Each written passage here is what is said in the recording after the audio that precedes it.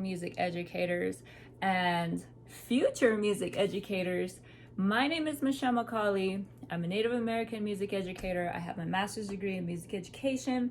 I have been a classical musician since the age of 10, and now I concentrate more on my cultural side.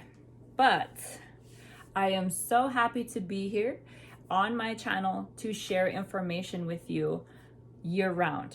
And I hope that at the end of this video, you will continue to make those changes to make you a more well-rounded, culturally relevant, culturally responsible music educator. So this video is going to highlight what you should be doing on your journey to becoming more knowledgeable, hopefully so you know not to be culturally appropriating, how to make connections with other cultures, how to effectively teach classical music, but then at the same time be able to teach cultural music.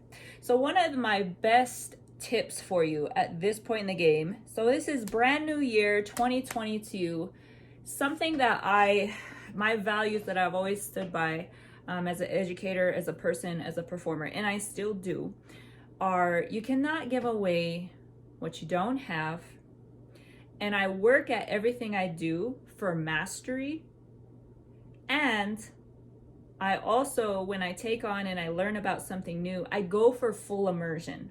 So what would that mean? What does that look like? So on your journey to becoming a more, I guess, well-rounded music educator, a more skilled music educator, a more knowledgeable educator, you really need to put in the time and listen to people from different cultures other than your own. You need to expose yourself to people all the time and experiences along with listening on purpose, and watching and going after information on purpose. So for instance, Native American music education. This is a big topic, and if that's how you found my music channel, thank you so much. Or music channel. If this is how you found me, that is great. So a lot of my videos on here, you will see they are going to be longer than 3 minutes, 4 minutes, 5 minutes. Why is that? Why can't I just shorten them down? Well, because I know throughout life, through being a leader, from being a high performing musician, that you gotta put in the work. You have to put in the time. When you put in the time, your result, your lesson plans, how you are able to speak without outlines, how you're able to speak and just things just naturally flow, increases.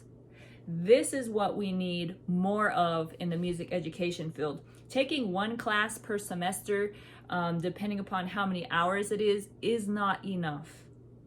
So I encourage you to listen to different people from different cultures, talk about music, and also, along with the talking, yes, do read books, do read audiobooks, do read regular books, attend cultural musical events if you can, and talk to adults in those cultures, especially ones who are really great at whatever music they're doing. There's a high level of excellence in every single culture I have ever seen, right? It is not something that we only have geniuses within classical music, and there is this only one period of time where we had these geniuses come out of the woodwork, and those are the works that we study. That is something, if you look into musicologists and you read musicologists' papers and founding, that sort of genius was made up to elevate European classical music above all other musics.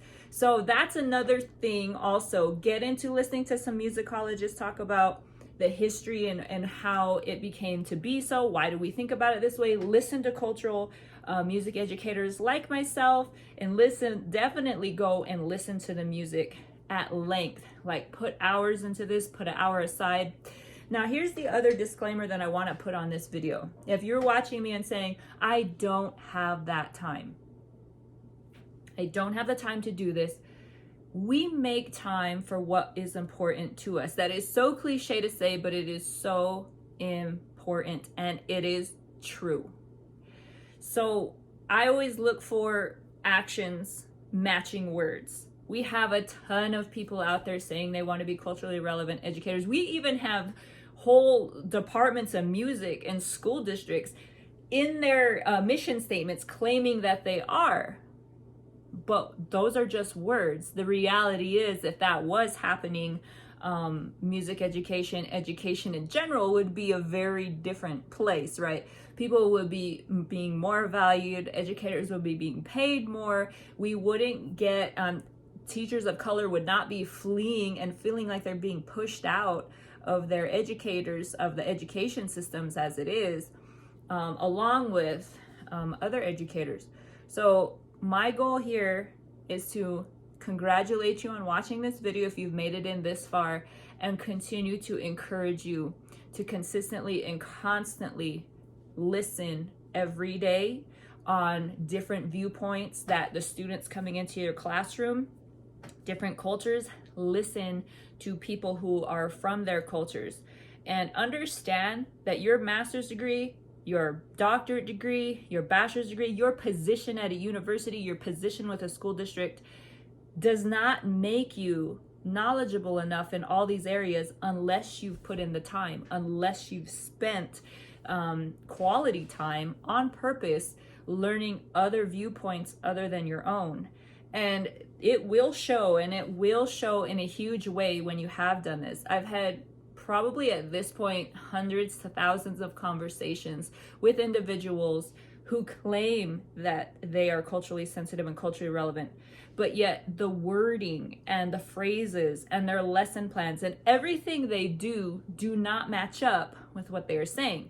Now, how am I able to make this distinction? Because I grew up in a culture, I was always around what we would consider culture bearers, and I go to many different cultural events, and the conversations and the people that I meet within these venues are very different than the conversations when I'm speaking with someone who claims to be of a cultural knowledge base, and they're coming from somewhere different.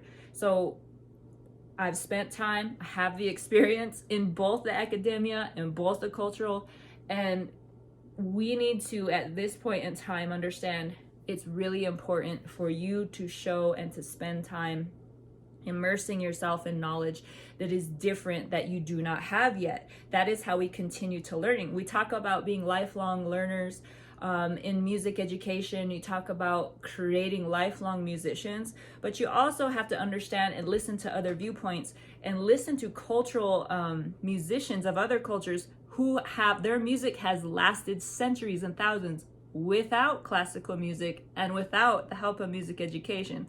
So music is a much bigger important factor to many cultures than just music for music's sake, or it improves test scores. If you read classical music, reading music is not the only way to be a lifelong musician. So I encourage you, thank you for taking time to watch this video, and I hope to see you in person at a university. I am open for bookings largely on Zoom since we are still in the pandemic area, or if you do have something in person, feel free to inbox me at my Gmail account associated with this YouTube channel. You can also, I have a website. You can also find me at my website. It's under construction, but there is a few tidbits on there at www.therealmichelle.com. And there will hopefully be more and more content on that website in the months to come. But for now, Pija Awumat, good luck on your journey, and I hope to see you in my next video.